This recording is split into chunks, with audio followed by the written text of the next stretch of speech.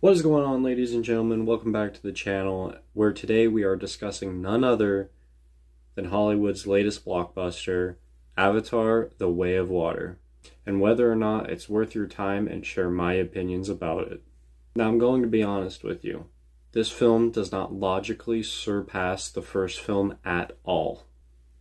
Visually, this movie is better than the first one, but arguably, the sets for this film are worse than the first one.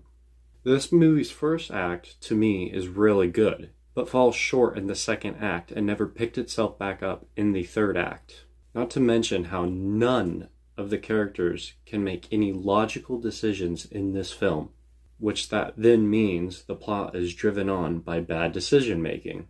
All the original characters are a little less interesting in this film and take a back seat to all the new blood that gets introduced in this film.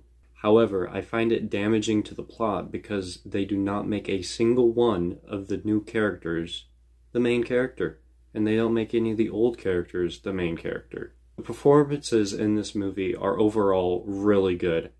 However, the script, the plot, and everything that deals with sense and logic in this film is just gone. In addition to me, none of the music in this film is memorable in the slightest as opposed to James Horner in the first film. I'm not a fan of all of the music in the first one, but when I open up the menus to press play on the disc, I love hearing the intro music. On the contrary, I found the third act to be the messiest part of this movie, mainly because of how unorganized the set was. In the third act, over 90% of the characters just disappear without trace from the final battle. Overall, I want everyone to go see this film and make their own opinions on it. I do think it is worthy enough for you to go watch it once. But for me, I find little redeemable qualities in this movie to even come close to the original Avatar, as basic as it was. I will say it is better than most other Hollywood garbage these days. So it does have that going for it. Also, hopefully there will be an extended cut where most of the plot points in this film are actually gone through and not just ditched the moment they get introduced.